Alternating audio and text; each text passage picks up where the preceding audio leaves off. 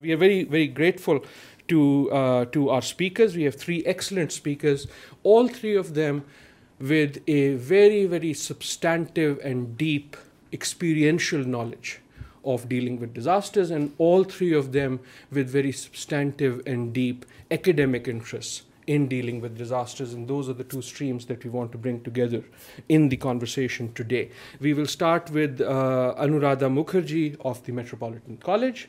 We will then go to her colleague Enrique Silva, also of the Metropolitan College here at Boston University, and then we will end with Pablo Suarez, who is a research fellow here at the Pardee Center and a graduate. He did his PhD from Boston University, the Department of Geography and Environment. And as I said, and they'll probably talk more about this, all three of them combine this practical interest in doing something about disasters with an academic interest in trying to understand how we can do things better. And they will all three talk more about that. You might have been reading a lot about Enrique's work in the Haiti crisis, right, after that. But you'll also hear of the work that Pablo and Anuradha are doing. So without any further ado, the process is that all three of them will start with a few opening remarks in that order, starting with Anuradha and ending with Pablo, and then we'll open up for a discussion. All yours. Well, thank you, Adil, for the introduction. Adil told me to keep my remarks short and provocative, so I'll try to do that. The main point I want to really make today is the question that we need to look at disasters not just as disasters, but rather as a question of development. And what does this really mean? So one of the growing consensus in this field of disaster has been around the idea that there is no such a thing as a natural disaster, and disasters are essentially man-made.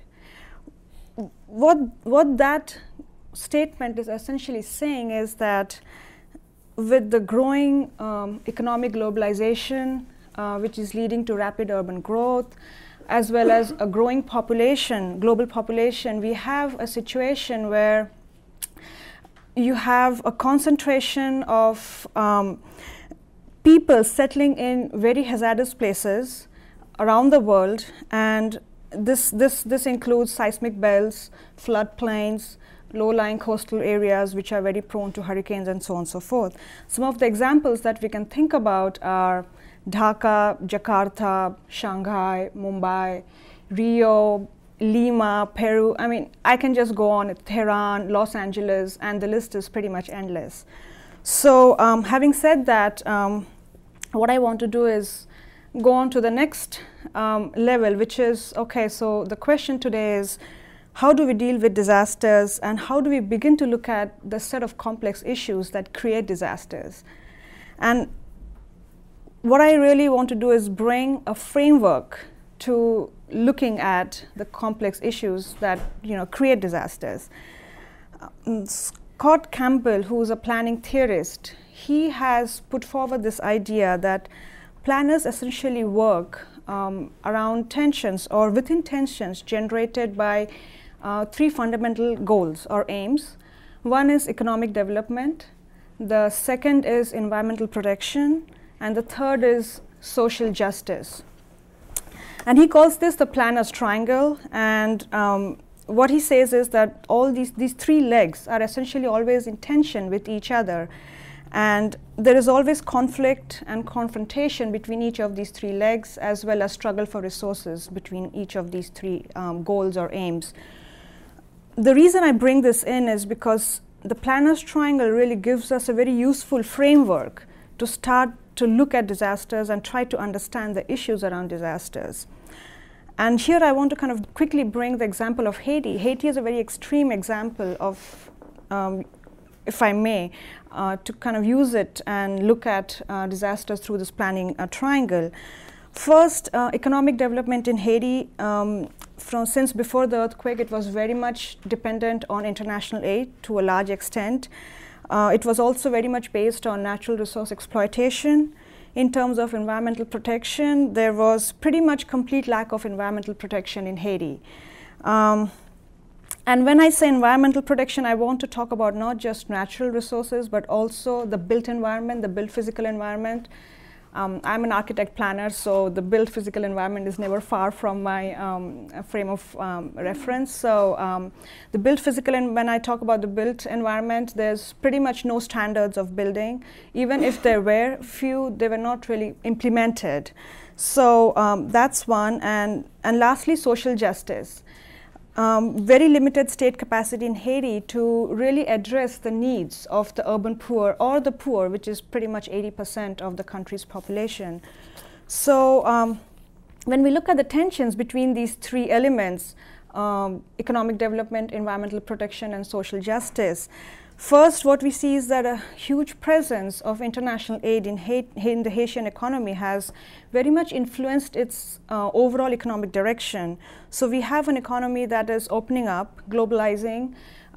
It's bringing in manufacturing. At the same time, cheap imports of agriculture, which has to an extent destroyed its own agricultural systems, and created a situation where you have this huge population or migration from rural to the urban areas, concentration of populations around Port-au-Prince, and you see 3 million Haitians living in the Port-au-Prince metropolitan region, which and settling in areas in and around Port-au-Prince, which are pretty much unsafe, a lot of unstable hillsides, and so on and so forth.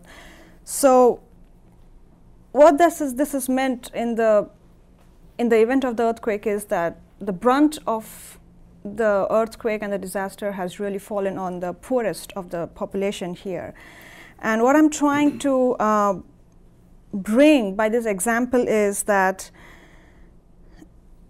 the Haitian by the Haitian example is that when we look at disasters, we are also looking at the context, the social, the physical, the economic, and the political context of what's going on. Because when I initially talked about the fact that disasters should be questions of development, and it should be looked at it in that way, the reason I said it is because the social, political, economic, and the physical context very much influences the impact of a hazard or a hazard event, such as an earthquake or a hurricane.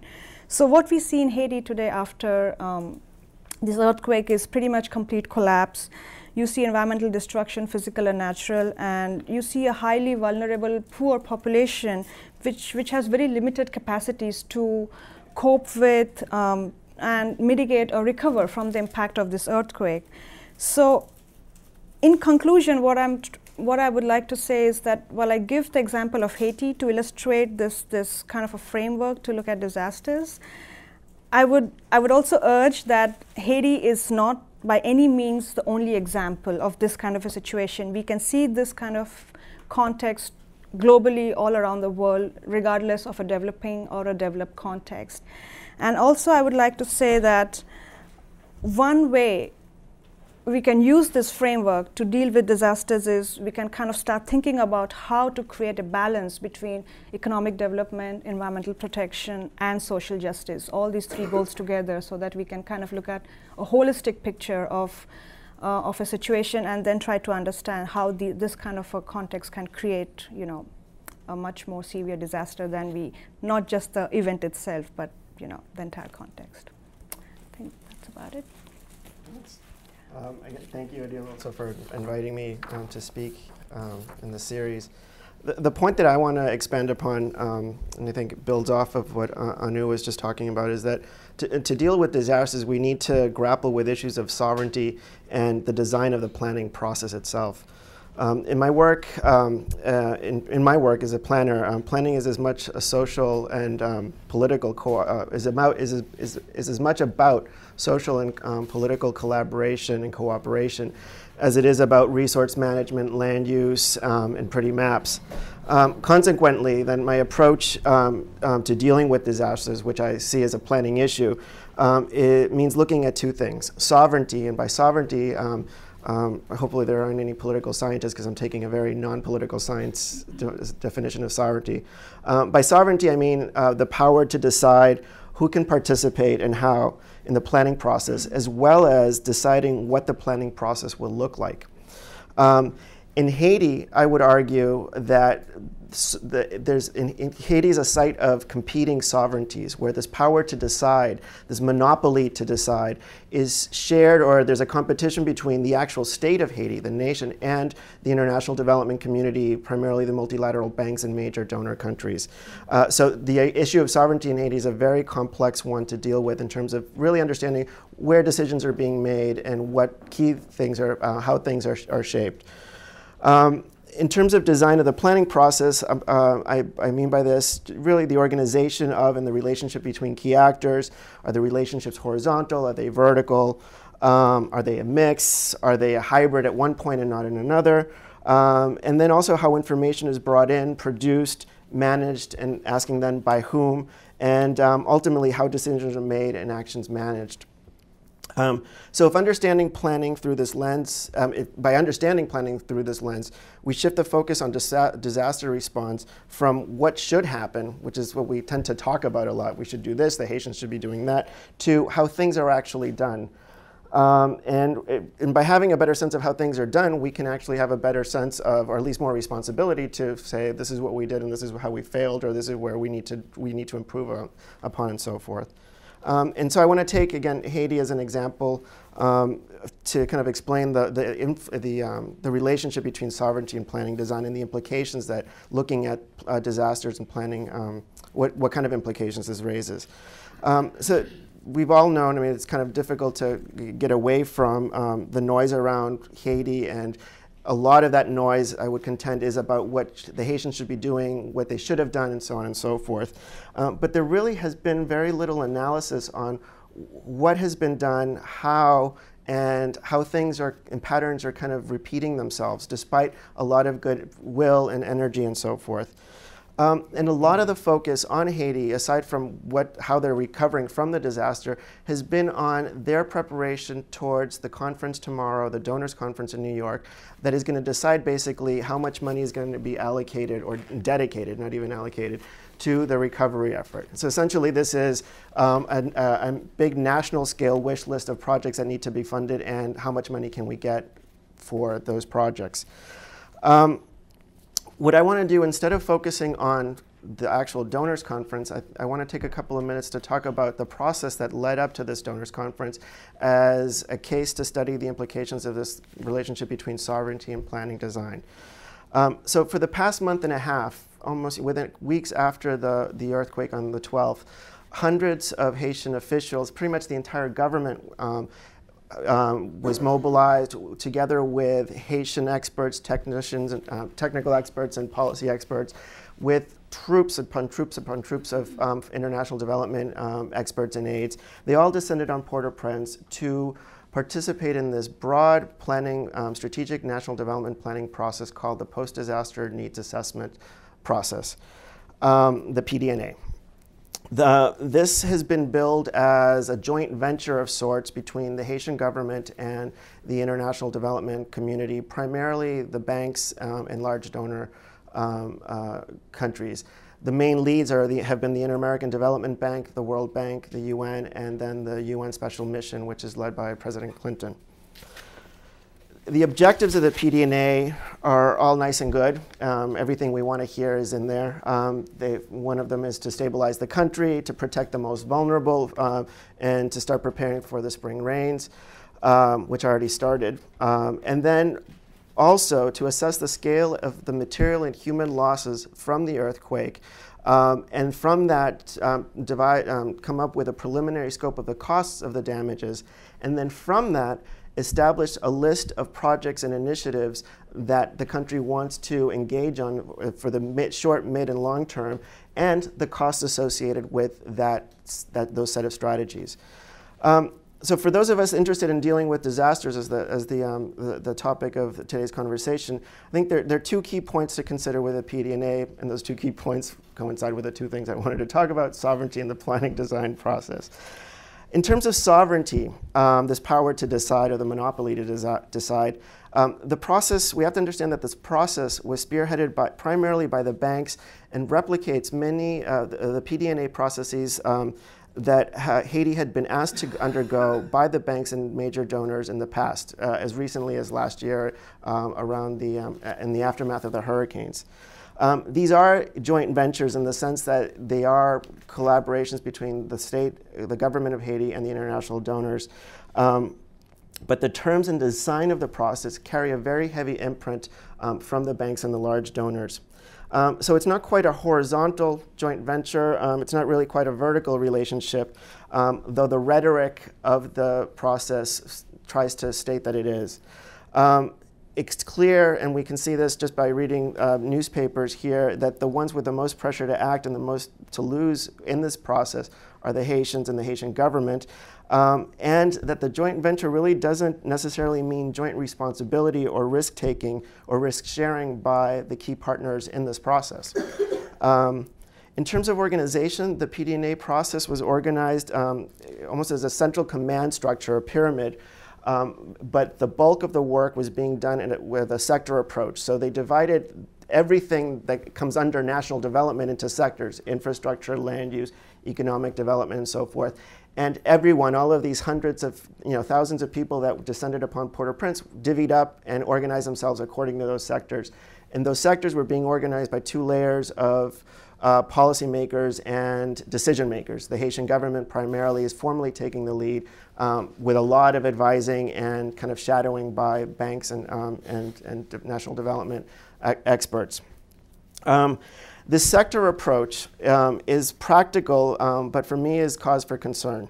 What it has done it's a reinforced a narrow interest approach to development and to project development, and it's undermined any real comprehensive approach to recovery and planning.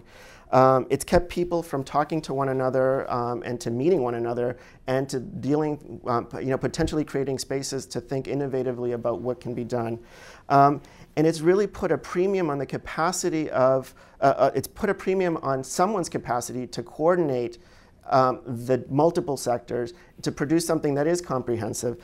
And that capacity has fallen on the Haitian government, at least formally. And we have to put this into context. It's not an easy task to do, and it's being put on a government that has already been taxed already, and it is essentially, as I've talked to different people, we need to understand that the Haitian government, the state of Haiti right now, is essentially people. There's no bureaucracy or infrastructure. It's literally just people in their heads and so forth, and they're spread all over the place doing things. And so their main task right now is to coordinate and herd all of these cats. The result, as I see it, of this process has been really a focus on costs and long-term plans more than on recovery.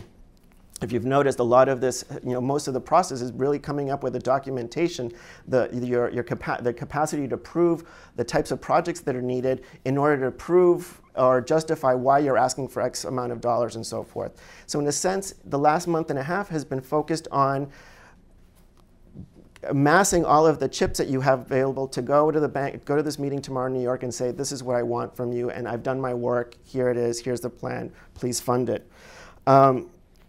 And because of that, I think, and again, within this, the point is that this idea that Haiti is so massively dependent on international funding and so forth hasn't escaped anyone. And I think that that pressure, that realization really has tested everyone's capacity, for better or for worse, to do things and approach things differently. And I think from the beginning there was this hope that things would be done differently, and there's less evidence of that, and there's more evidence that the status quo has been dominating the process. And so what I'm trying to do is not necessarily condemn the PD&A process as a process. What I'm doing is trying to recognize the challenges that come with dealing with a situation like Haiti, where these competing sovereignties over how to decide things and how to decide processes and the allocation of resources. And then from that challenge, how do we start thinking about doing things differently in a post-disaster context like the one we've just seen in Haiti? And to do things differently, I think, really is about doing things more collaboratively and in a transparent manner. It's doing things and accepting that there's a need to share control and risks of the situation.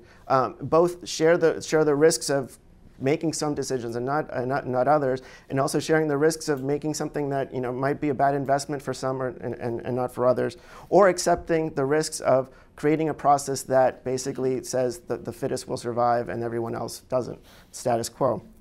And it means another way of looking at things, what doing things differently would look like is working towards meeting collective interests as best as possible.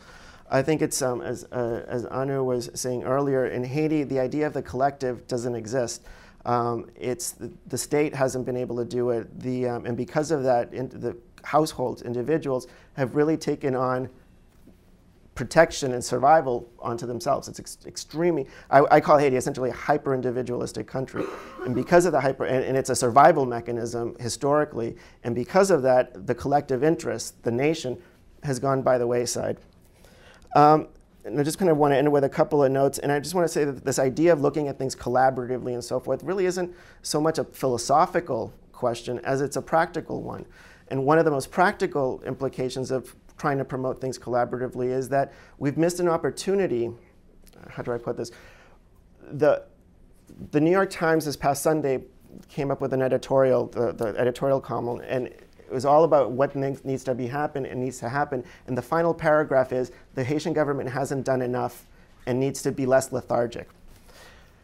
My immediate thought to that was, okay, perhaps so, but why have they been lethargic? This PD&A process, the way it was designed, has essentially sucked the air out of every other thing that they could do to focus on these plans that are going to be used and discussed in New York tomorrow. So in that context, where you're in the shock of the earthquake, everyone's looking down on you to see what you're going to do. You have to be doing the reports so you have a good report card and a thing to present and get the money for the creditors, so forth. Who is going to do the recovery? So the same people that were looked upon to do the recovery were the same people that were looked upon to be doing this onerous planning process. And as a planner, I'll be the first one to admit sometimes the planning process is useless and the plan itself doesn't mean much. It's the actions. And here we were focused on the plan. Another thing about collaborative approaches, that the scale of the disaster has been such that no single approach, no single sector can possibly take care of the recovery and planning effort. That you need to think in terms of post-disaster recovery and planning as creating a tapestry and being able to weave together this tapestry. And the planning process that's been put into place, the sector approach, really undermines that capacity to look at the recovery of Haiti as a work of tapestry making and the political skills that are needed to create that tapestry. And then just finally, I think when I was in Haiti, or I was there the week after the earthquake, there was a sense of wanting to do things differently by all parties. Unfortunately, as time went by and as this process and this kind of goal to get to the New York Donors Conference, the window of opportunity has been closing in. People have already positioned themselves to get their cut of the pie once they realized that there was going to be a pie and it was going to be cut up. And so doing things differently has, I don't want to say it has, the door is completely shut, but the opportunities have become fewer. And then finally, I think in order to do things differently, all of us need to kind of think about, be introspective about our capacity to accept and tolerate what would, a messy process. If we were to collaborate, if we were going to have people talk to one another in ways that they hadn't talked before, it's going to be messy. We won't get efficiency here is not going to be the right criteria to use to assess whether or not people are doing things right. It's going to be hard to quantify whether these things are success, and relationships are messy, and I think we're talking about relationships ultimately, and not input-output models as the processes, these planning processes are kind of designed upon. Thank you. Pablo. Thank you all for being here despite predictably nasty conditions on this spring day. Building on what we have heard before, I'd like to focus now on the role of knowledge and the role of the future in this business of disaster management. We know that people continue to suffer and die due to entirely predictable reasons. The predictions may have to do with, for example, climate science. If there is a tropical storm here, and then it's there, and it's growing, and it's there, and now it's here, we know Enrique is in trouble. And we expect him to make a smart decision if he has that knowledge. But we've seen with Katrina and with Nargis and with many other predictable catastrophic events that despite the evidence of something nasty likely to happen, we still don't make the right choices. And 1,000 people may die in a few days. What is going on? I would argue that there's a fundamental separation between those who produce knowledge, those who know, and those who act. And that can be government, that can be individuals, that can be organizations, that can be humanitarian organizations. How do we deal with this gap between what we know and what we do, which inevitably leads to the tensions that we were hearing, and also to the messiness? Over a decade ago, I was doing my dissertation work in Southern Africa, trying to learn how seasonal climate forecasts could be used to improve farming decisions among subsistence farmers. And we were in Matabele land, and we had a fantastic workshop with about 40 farmers, plus the extension workers from government and local spiritual leaders and so on. And over a day-long workshop, my then dissertation advisor and myself were explaining how, because of new ability to see with satellite images and observation instruments and so on, plus better understanding of the global climate system, we can anticipate that when the water is unusually hot in the equatorial Pacific, what we call El Niño, there are much more chances of dry conditions in Zimbabwe and parts of South Africa and Mozambique. And that year happened to be one of those years. So in as accessible language as possible, and with a lot of back and forth and a lot of questions from these very smart scientists, the farmers, who happen to not have a degree in science, but they know observation, pattern, prediction. They do that all the time. They understood that something could be useful for them. And of course, I got my dissertation, and we got the thing published in the Proceedings of the National Academy of Science and so on. But at the end of the workshop, one of the farmers came to me and said, "Mr. Pablo, thank you very much for coming to our little village and explaining all this business of El Niño and changing rains.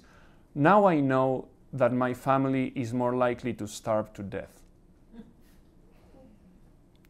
And that changed me, because we know that we know. And we know that action cannot happen so easily. People need to access the information about likely future conditions, need to understand it, need to trust it, need to have the resources to do something about it, and need to have the enabling environment to get things done. So I was fortunate enough to start working with the largest humanitarian organization in the world, the Red Cross, Red Crescent movement. I work about half of my time with the Red Cross, Red Crescent Climate Center, helping link what we know with what we do. But there's a challenge. The rate at which risks are changing, be it because of a changing climate, be it because of urbanization, be it because of environmental degradation, all of which are predictable to some extent.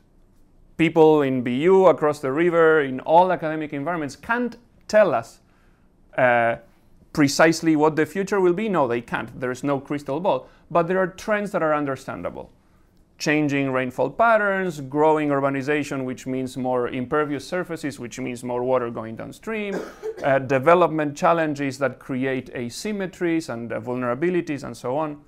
So there's this rate of change in risks that is happening very fast, faster than the ability of humanitarian organizations to fully get it.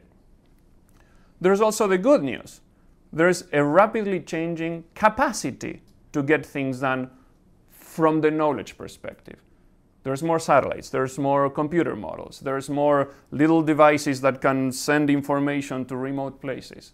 There's institutional arrangements that are new. There's innovation in finance. There's innovation in how academia works, with more problem-based programs as opposed to discipline-based programs. And still, the Red Cross and others do not have what it takes to take advantage of this rapid growth in capacity to get things done, in potential capacity to get things done, to deal with the rapidly changing risks.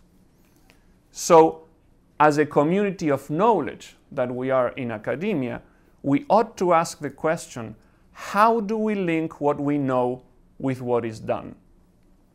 And that, I would argue, is one of the fundamental challenges as we think of disaster management going into the future. There's from both the economic perspective and the ethical perspective, a core aspect that needs more attention is that of externalities.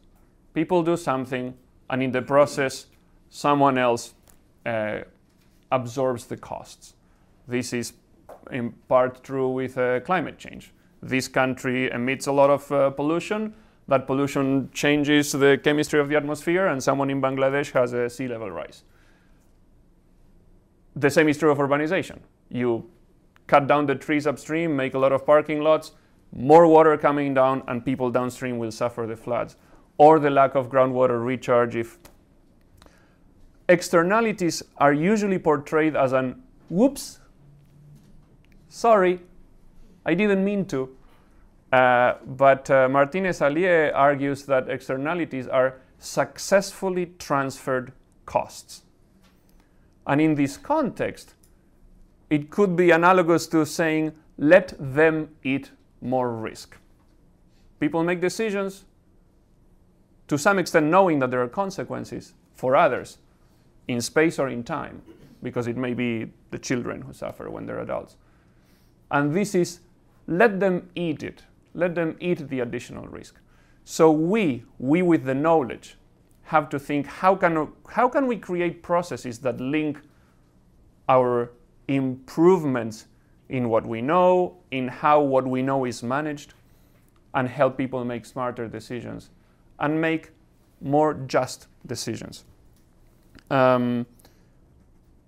We have a program within the Red Cross, Red Crescent Climate Center, which we call Young Scholars for Humanitarian Work, where we try to invite academia to align what is a requirement for getting a degree with what is needed in the humanitarian sector. We need much more of these processes of dialogue that Enrique was talking about, where knowledge does not take a grandstanding but external role, but where knowledge generators become part of the messiness. This messy process that Enrique mentioned tends to be very icky to us. We don't like messiness. We prefer chemically pure stuff. We prefer models that make assumptions that are unreasonable, and then we publish. We need to engage in the messiness. And I trust that the new generation of scholars, with enabling environment conditions created by academic authorities and hopefully one day funders and so on, can bridge this gap between what we know and what we do, so that the role of knowledge and the role of the future become more central to disaster management. Thank you. Thank you very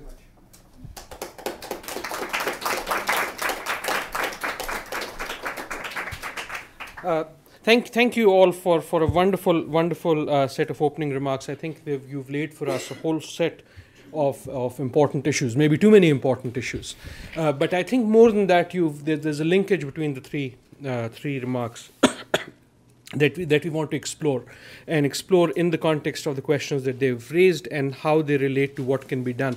Before I open up for questions, I wanted to see if any of you have any comments on what the others have said.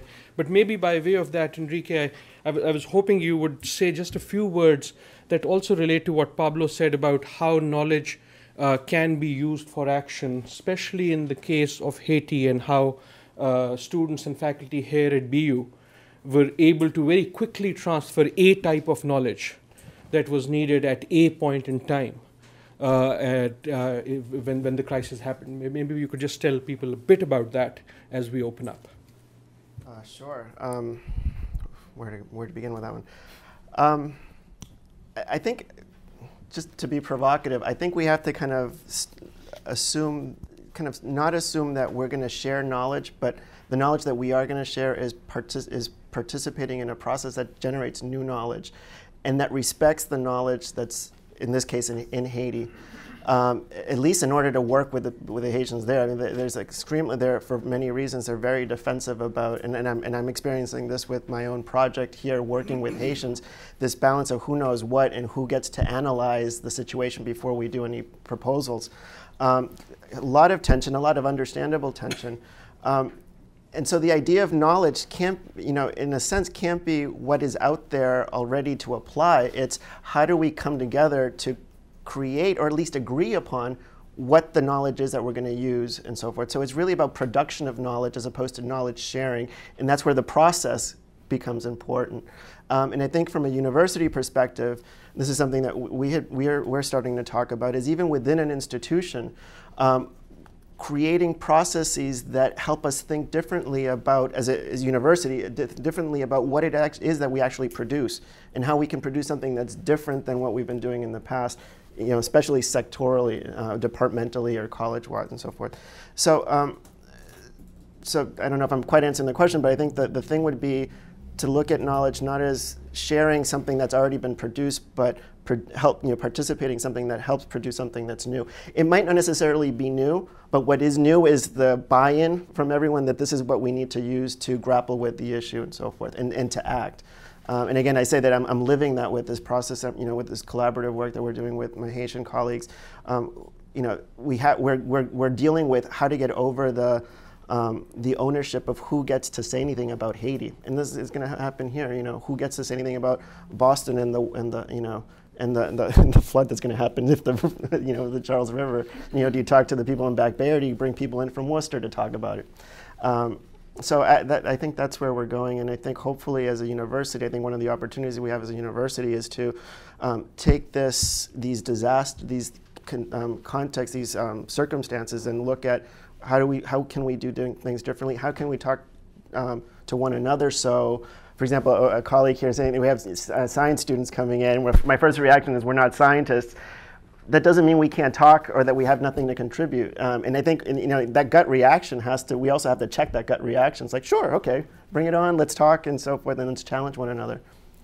So I hope I'm...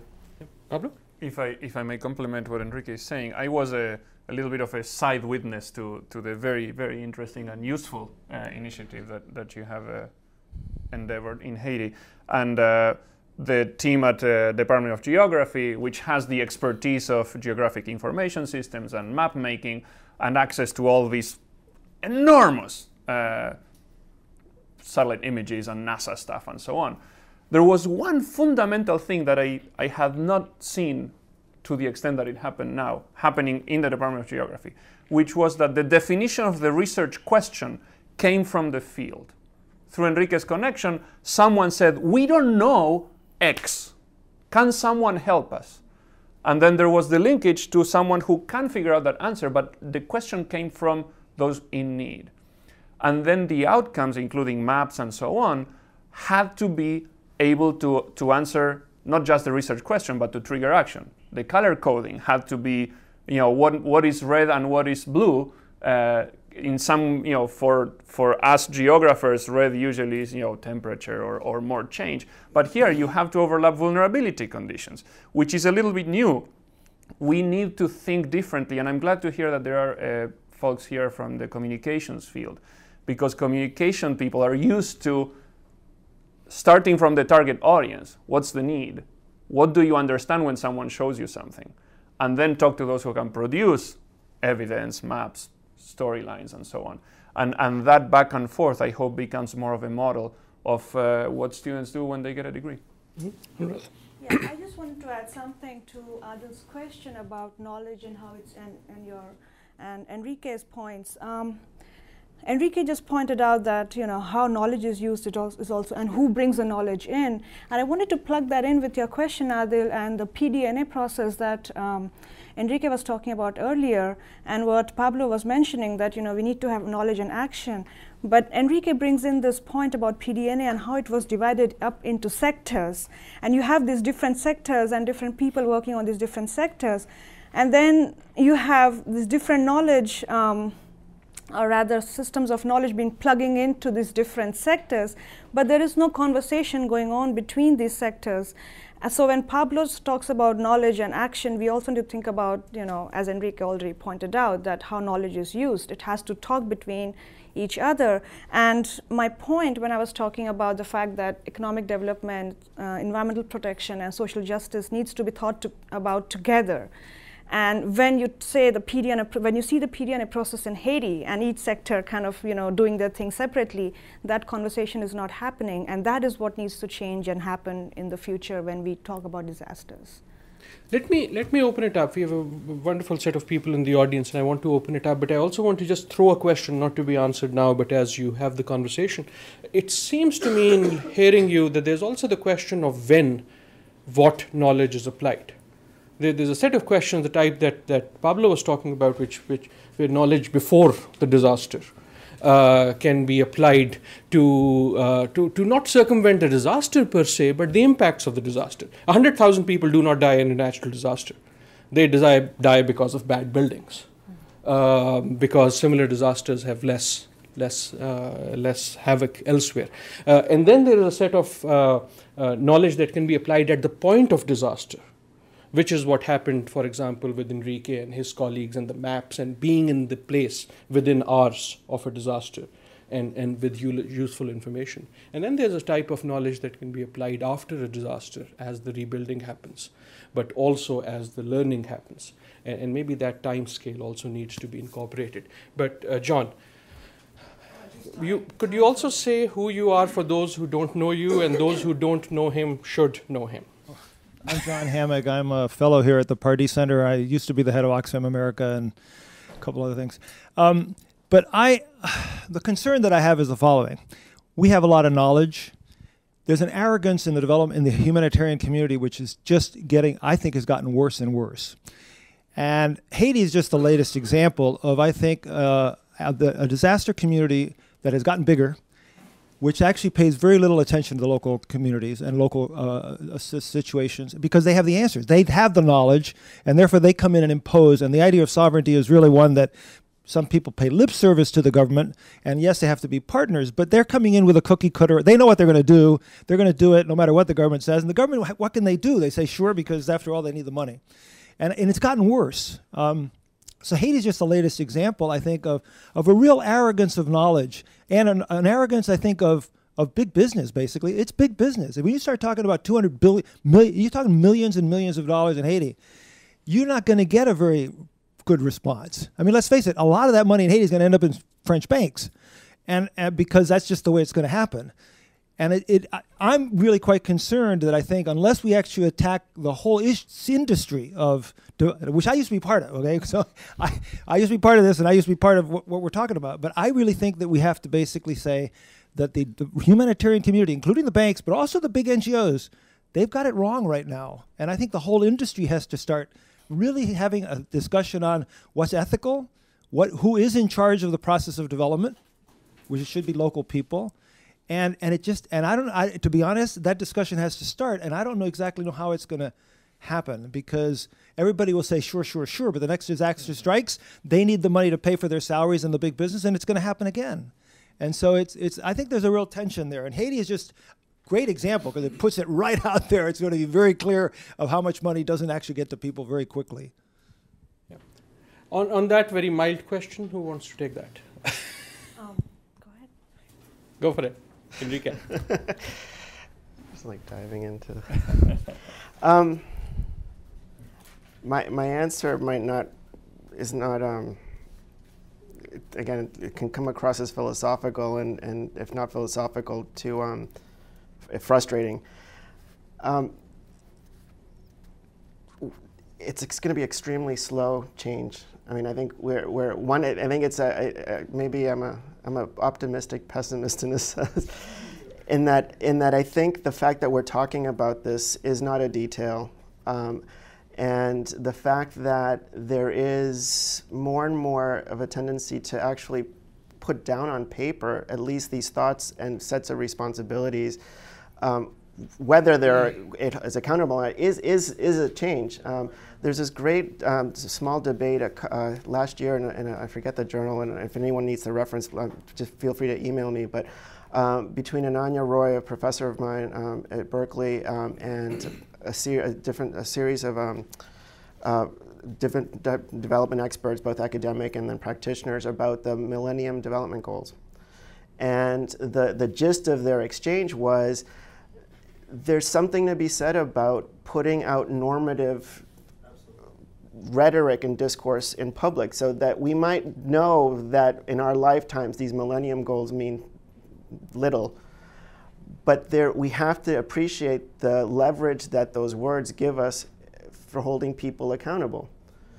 Now, whether we hold them accountable or not, when and how, it's a different question, but there's something to grab onto. And I think Haiti there are signs where they are taking it seriously. Now, again, it'll play out, and it's going to play out over a long time, but so there is something positive about this rhetoric that I was talking that we're seeing, and newspapers and so forth, and also calling ourselves to task when we do say, and again, my biggest my biggest mission, if you want to call it, after coming back from Haiti, wasn't to to talk and think about how Haitians could do things differently, but we're really kind of to start working on counter narratives here among U.S. Americans, everyone else that's not in Haiti, about what's going on.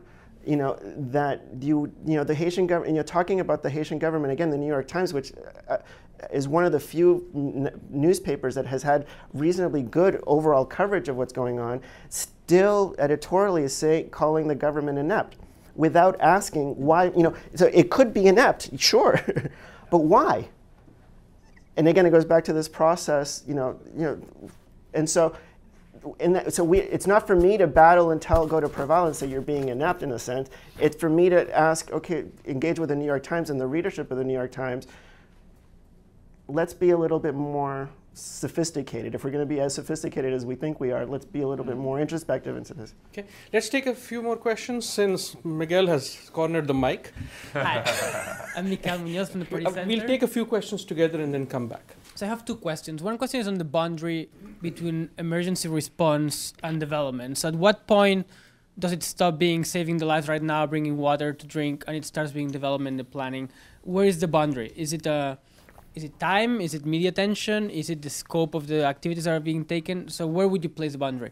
Okay. And then the other question is on sovereignty. And I would like to get your opinions, like a yes-no type of answer, on whether at the emergency response level, should you if the local government is inefficient or overwhelmed or possibly corrupt, should you as a provider of relief bypass them or try to coordinate, as you say? And I'm giving the example of New Orleans. Let's talk about bring it home. So if BU, for instance, wants to send 1,000 tents or something like that right after New Orleans to get the people who didn't make it to the Superdome, should they try to coordinate with FEMA or should they do it? And once we get into the development stage, if BU tries to get 100 students from Tulane, which closed doors, to come to BU, should it coordinate through the Department of Education and Association of Universities, or should you just pick the best 100 that can find and bring them here and take them under their wing as it actually happened? So are those the right approaches or not? Okay. Let's take one more right here, same row. And that was Miguel, who's a postdoc fellow here at the Pardee Center. Also introduce yourself, please. Hi, my name is Jordan Winkler. I'm a PhD candidate in the Department of Geography. And I had a couple comments. One, to just touch on what Miguel's saying. My research focuses specifically on adaptation to climate change. And one of the things that I tend to do when I look at adaptation strategies is consider whether or not we're talking about an action that's a direct response, an immediate reaction to a crisis, or action that comes earlier on, that's planning. And that to me is what should be a truer focus of adaptation. And that's also where I think the development issues start to come in. Because disaster management is really a reaction to a crisis in the immediate short term. Prior to this, we need to have a dialogue about how we identify areas that are vulnerable and what we can do to improve those vulnerabilities over the long run. Remembering that vulnerability, my mantra has become vulnerability is not variability. It's not just variable events. It's a long-term process that needs to be considered. The second thing I wanted to talk about, and is to touch on what John said here, is that this sort of arrogance of the humanitarian community, of which I'm not familiar with because I'm not part of, I can certainly speak to the arrogance of the academic community. And I can speak to this being an academic who has struggled with the... Not all of us. Well, no. For example. Clearly not me. But I can speak to this being an academic who struggles with this dichotomy between how do I take my skill set and divide it between the necessary academic goals that I need to obtain my degree and the practitioner goals that are at my heart. And how do we take these, how do we move away from reacting to negativity, reacting to saying that the money is going to the wrong place, to being proactive about it? And how do you, what's the incentive for the academic community when the focus is always on pumping out graduate students, publication, and as I struggle with yearly, where is the funding? Okay. If you'll indulge me, we'll take one more. If you pass right behind you, we'll take one more set and then give our panelists, free rein. This is going to seem like a total non sequitur. So I'm here with I'm the professor of science journalism here, and I'm here with a few scientists who've come to learn to be better communicators. So clearly, I think we're at the heart of this question that Pablo raises of.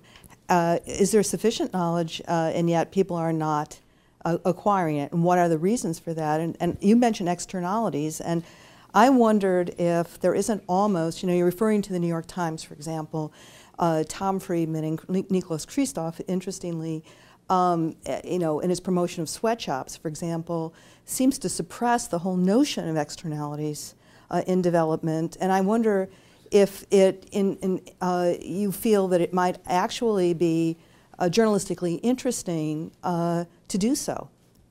I know that's kind of a tortured question, but it certainly is a mystery to me, I think.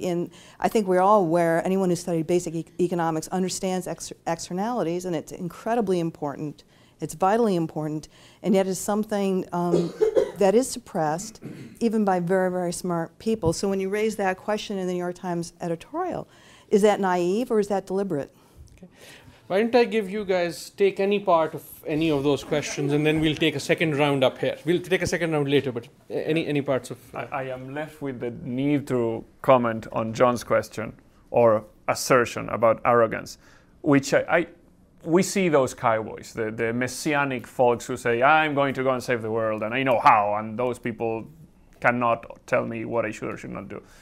While there are some folks who do that from the village level to the global headquarters level, it is also true that we're very, very constrained by what donors expect us to do, right?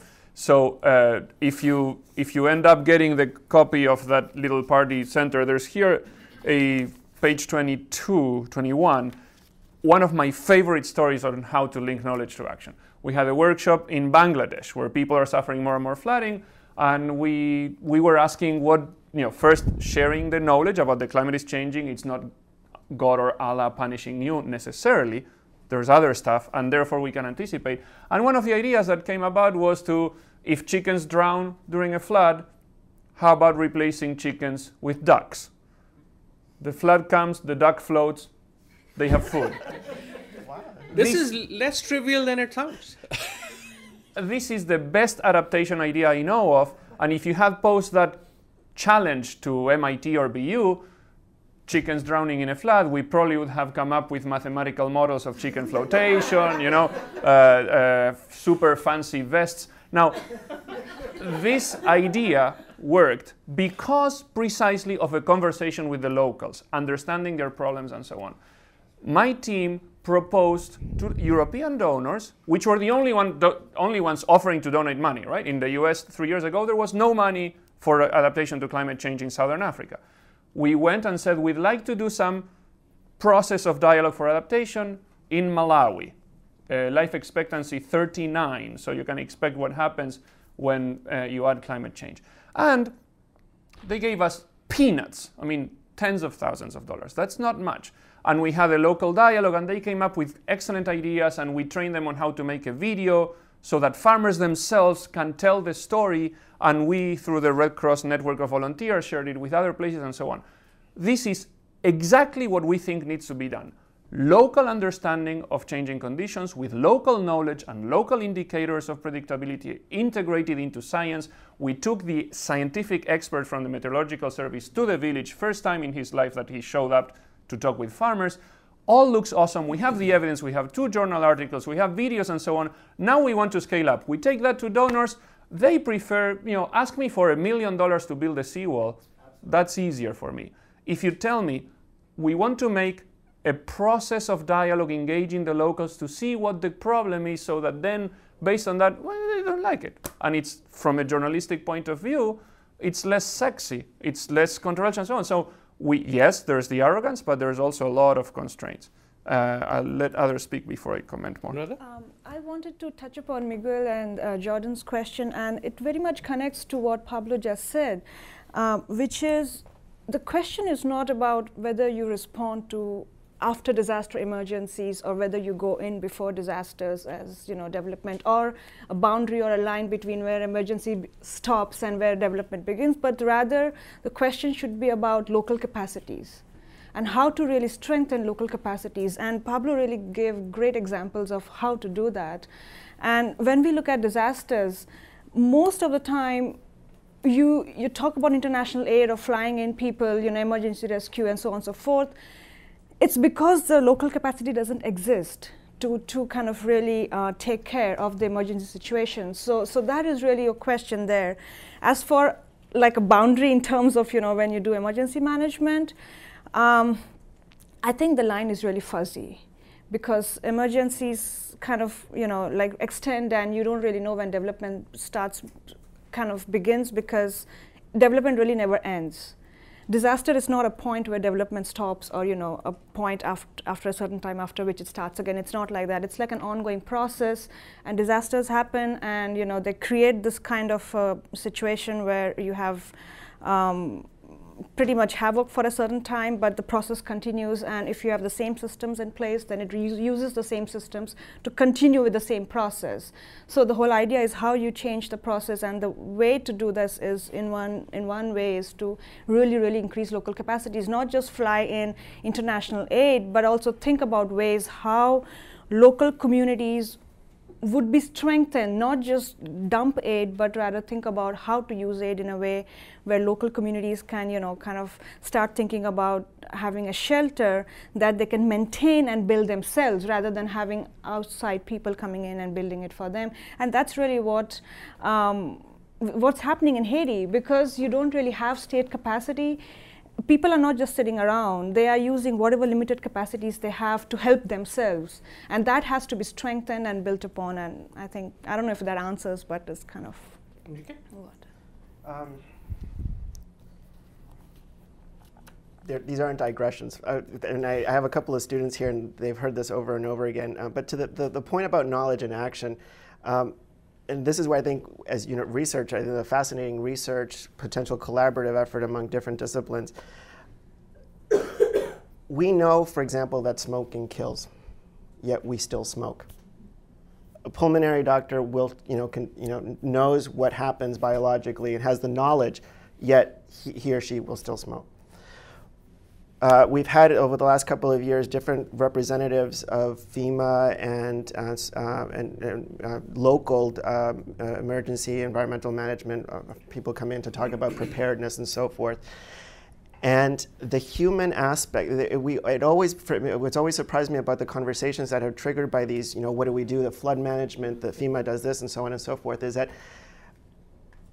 you can't, it comes to a point where you can't force people to buy insurance, raise their house, and so forth, despite the fact that you can tell them that it's going to cost you more if we flood, as opposed to paying for something. So there's something cognitively, individually, and I think you could raise it up to a collective level where we don't do what we know we should do. And so there's that element that we should just explore. And with the disaster part, what's really fascinating, especially, and this becomes clear in the United States, there is the social stigma of admitting that you're in a disaster zone or are vulnerable. So there's some, how does class and status come in with the types of decisions that you make? Again, knowing all the stuff that you know. So there's that cognitive aspect of it. And this gets me, so as we've been talking, my alma mater is at Berkeley in the planning department there, and the department is split up into two groups of people. The communicative planners that look at planning as a process, and then the politicians, the Marxists that look at planning as politics. They don't talk to one another. And I'm a middle child, so my goal since I started was trying to figure out ways of bringing people in, and I think Katie actually finally gave me the vehicle to bring the department together. That you have to think of the politics of knowledge when we suppress or don't suppress certain things and why, to processes that actually help us learn and appropriate knowledge and skills. So that Habermas has something in terms of understanding and identifying processes of knowledge creation and knowledge appropriation.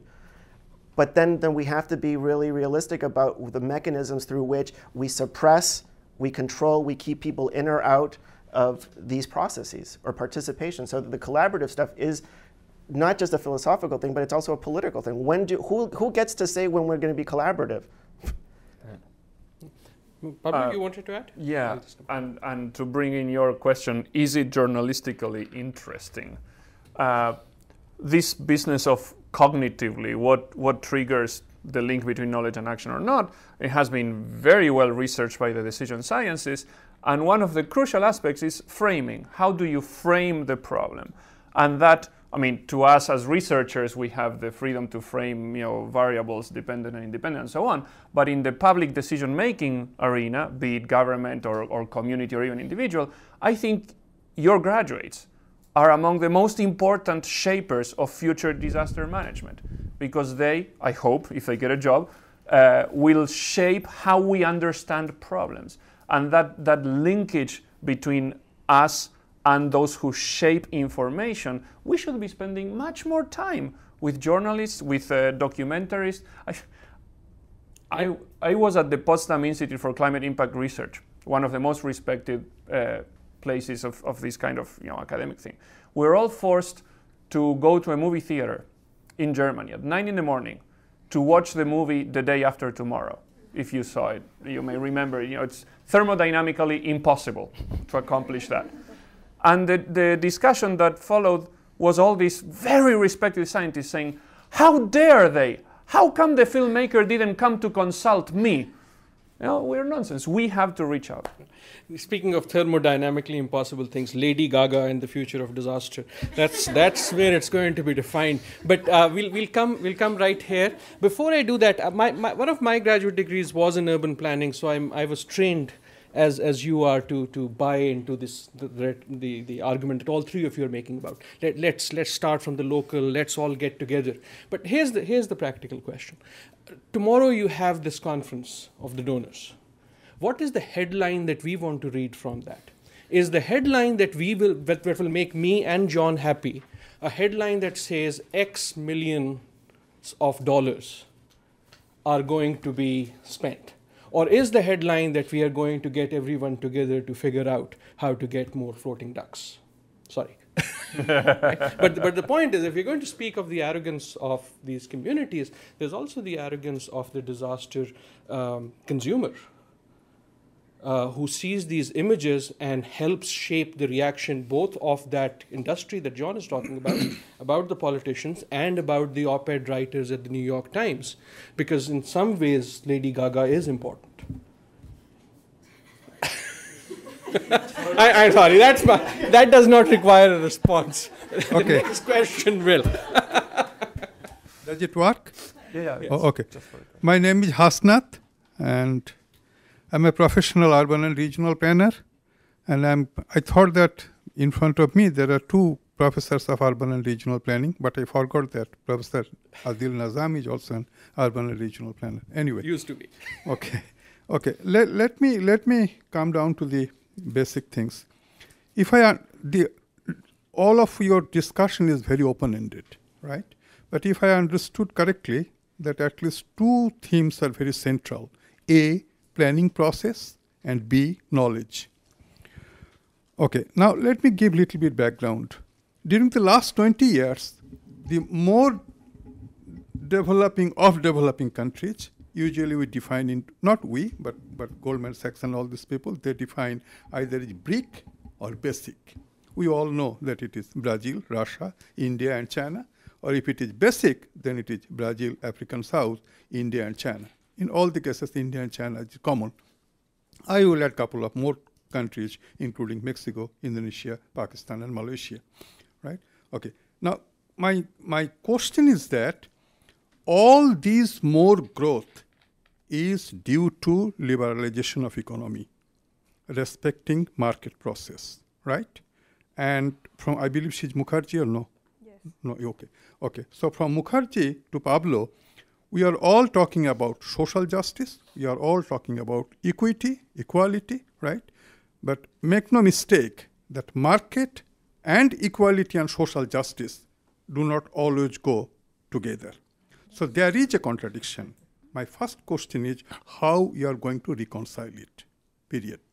My second question is that what we have learned from 1950 to 1990, that we all go for social justice, we all go for equality, because social injustice and equality eventually leads to more poverty. In reality, it has not happened. In China, in India, in Brazil, in Mexico, the absolute number of people below poverty level has increased, but the absolute inequality has also increased, right? So the poverty has decreased, inequality increased. So what we are going to do, we are all going to equally share poverty, or we are going to share unequally prosperity. Thank you. We'll take one more right behind you, if you can pass the mic right behind you. Hi, Ann Hilbig from Global Development Environment Institute. I just wonder whether there's a way to move beyond the polarized ideas about local knowledge versus elite knowledge, donor power versus local power. We know that there's a huge amount written about how you design communities, how you build housing neighborhoods that facilitate local cooperation, that build communities, or that fail to build communities. Read dozens of articles on this. There are dozens of articles out there on how do you purify water. Do you give individual households ceramic pots, or do you purify it at the community level? Do you put women on the water board, or don't you put women on the water board? There's a massive amount of literature about school management to facilitate community building, about agricultural cooperatives to facilitate community building, about microenterprises. At BU alone, never mind in Boston, there's a lot of information about program design that facilitates community participation and would also facilitate social justice. So really, rather than an either or, how do we say the headline isn't this much money is being put out or it's local participation, but this much money is being put to water, which is going to have this design, and tell me who it is in the Boston area who says, and this is the design that facilitates community participation and social justice. We have $100 million for water design. We have $100 million for housing. And Enrique, I know you can tell me how to design housing communities so that they facilitate public participation. So how do we advance that discussion so that maybe we can't do it for tomorrow's meeting, but the next meeting that's like that, Reconstruction, if you believe in social justice and community participation, Reconstruction should take on these particular qualities which reflect elite knowledge. I wanted, yes, hi. I kind of want to get to your question about this point you raised about economic globalization and social justice and the tension. One of the things that has... That's different. How we can do our planning, compromising market and social justice? The way I would like to approach that question is from a housing perspective, because what, as planners, as a planner architect, and from my research and from what my knowledge in this field, I keep coming back to this issue of housing and how housing and shelter has become a crisis in this globalizing economy, and how poverty is directly related to shelter needs. And I think one of the ways is to really look at the shelter and housing needs of the urban poor and think about, very seriously think about tenure rights. In this globalizing economy, I was just reading an article the other day by a planner called Gavin Shatkin, and he has done a research on squatters in Manila, in metropolitan Manila, and how these squatters are essentially in this globalizing opening up of Philippines economy. There is this massive migration into urban areas in pretty much metropolitan Manila, but there is no space for them to get affordable housing. So they're settling in all of these very vulnerable areas, you know, which is very hazardous, unstable hillsides on these very low-lying coastal areas, and so on and so forth. So this issue of poverty and social justice in a globalizing economy is very much related to issues of shelter and tenure rights, because these people, even when they are settling in these very marginalized areas in metropolitan Manila, that doesn't necessarily give them tenure right or the assurance that they will not be evicted. They are constantly living under the threat of eviction and displacement, and they have already been displaced from rural areas into urban, and in urban they are constantly under this threat. So this is really, I think, one of the concrete ways to think about it is to think about shelter and tenure rights. And we see that in Haiti as well. Massive rural to urban migration, Port-au-Prince, you have this massive 3 million population living in very tenuous circumstances, in very hazardous places, in very, I would say pretty much in shelters which can be easily destroyed in an earthquake or a hurricane.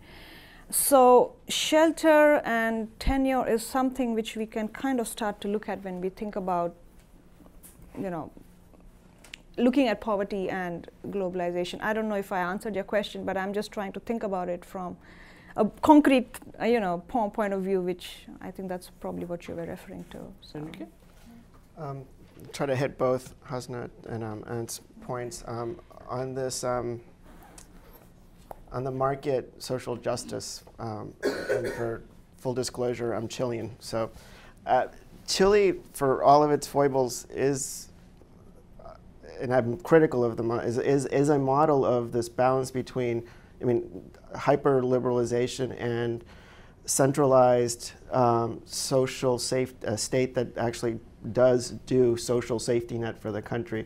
And so the success of the Chilean model, again, back in the mainstream, when we hear Chile, we hear this hyper-capitalist, the developed country, it's speared ahead, and especially now with the contrast with Haiti and the earthquakes. It does provide a model, not a perfect model, and there's no perfect model, for this combination of liberalization of the economy, political liberalization, and then building off of a strong centralist tradition, a strong state tradition of social welfare. And this is only managed after the return to democracy in the 1990s. So it's a state that is explicitly both taking on and facilitating the market, but using very strategic, pointed actions to provide some semblance of a safety net. And it goes from a whole range of things, from housing to the fact that they actually have reserves to be able to build up and kind of recover from this earthquake. And the trick here, and the thing that we need to learn and kind of get used to more and more, is that there is no perfect neoliberal market, and there's no perfect centrist, state developmental market, and there are these hybrids. And Chile is really not, well, since it's touted so much as this neoliberal state, that it's, we forget that a lot of the success of the neoliberalism comes from a strong, very present, active state. To Anne's point, this is something that, I think kind of Adil got me thinking about. Maybe this kind of way of coming to a midpoint would be to start to think about the difference between skills and knowledge, and that what we have as the elite knowledge holders, what we really should think of is not that we have knowledge, but we have skills to share, which is slightly different than saying that we have knowledge. I mean, there's a skill sets, because we can provide ways or models to do things. Of course, it's got knowledge. I mean, the boundaries are very blurred, but it's different to tell someone, here are a couple of skills that I can share with you, as opposed to here's what I know, here's what you should do. Because if you go in with, That's not the question. I'm going to rephrase the question. Okay. You suddenly are in charge of writing a new book that's called "Using Reconstruction to Build Stronger Communities."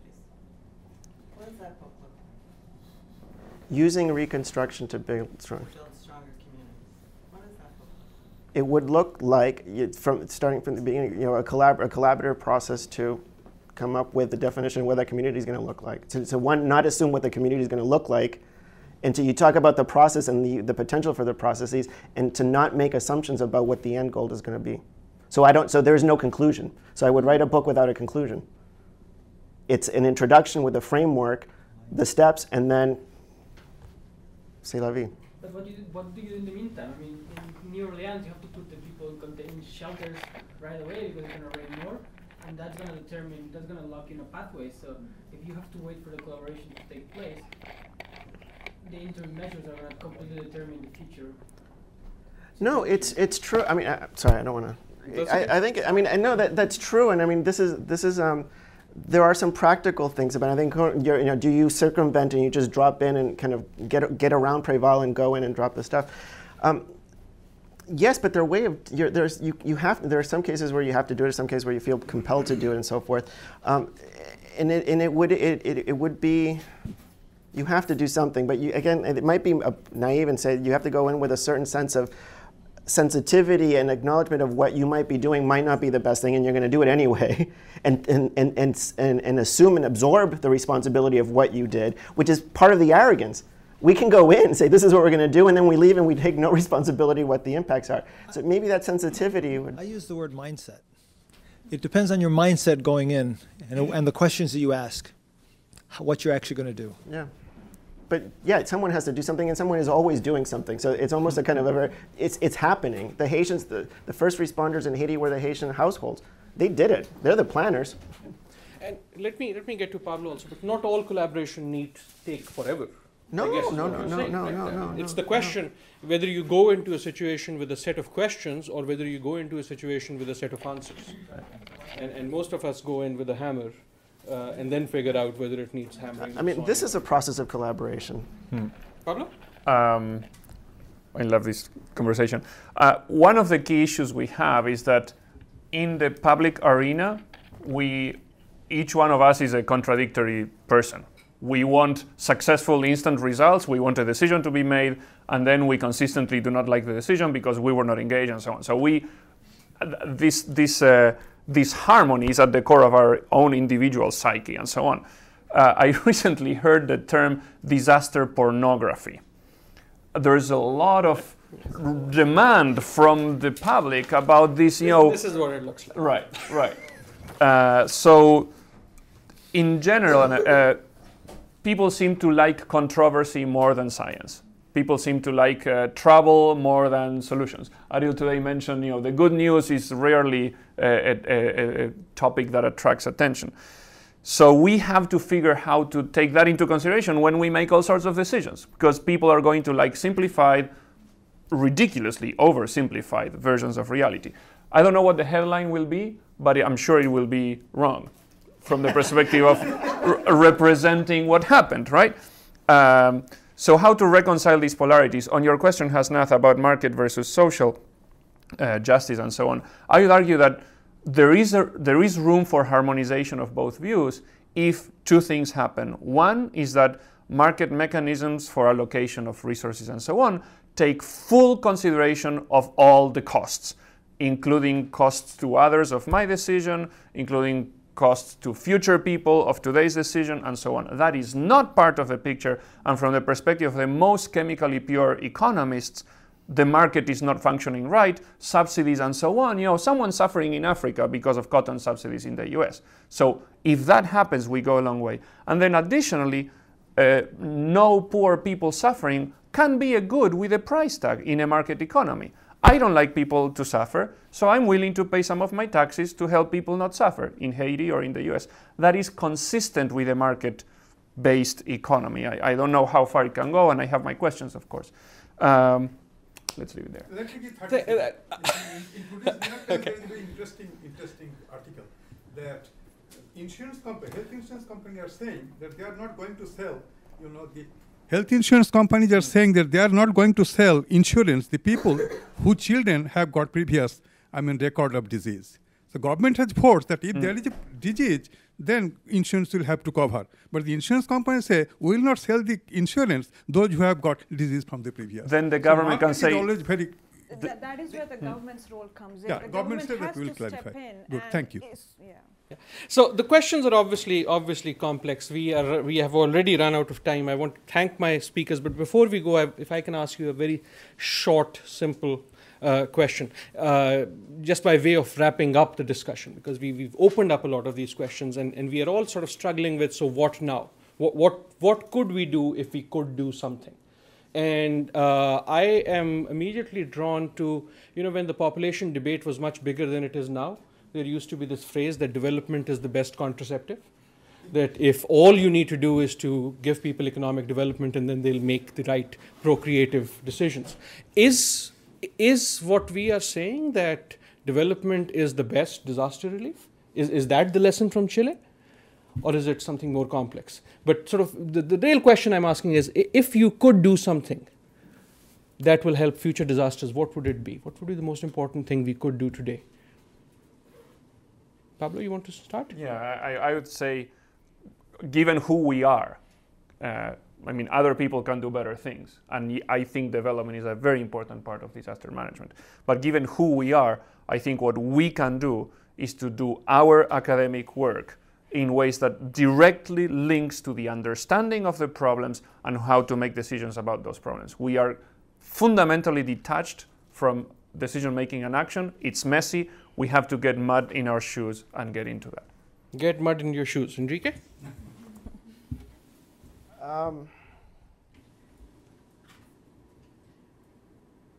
We need to redefine what development is, I think, in your question. What do we see by development? And if Chile is the model, then I would say that it's one model of development. Then there are other ways of seeing development where it's less capital market intensive, Western, that is development that it would be resistant to, or could absorb or minimize vulnerabilities.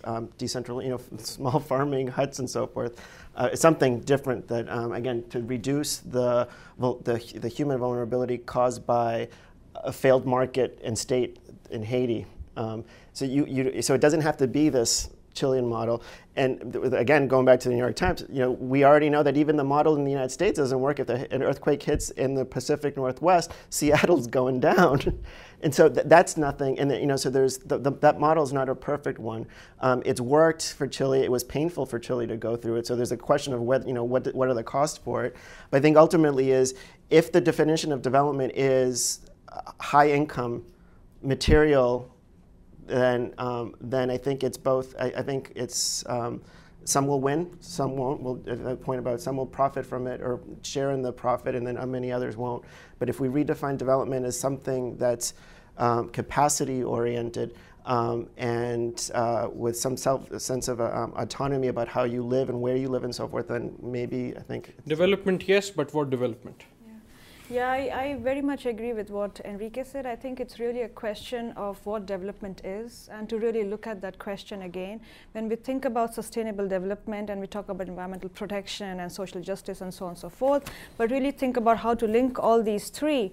And And really, when we start thinking about development, it's not just, again, an income issue or how many people we've lifted out of poverty just by linking it to the amount of dollars they're earning, but rather to think about it in terms of quality of life. When we think about sustainability, it's really an issue of quality of life, where you live, what kind of environment you're living in, how much capacity you have to deal with situations in your life that may be beyond your control, and so on and so forth. So it really is a complex set of issues that I think really needs us to begin to think about development differently. Thank you very much, all three of you, for a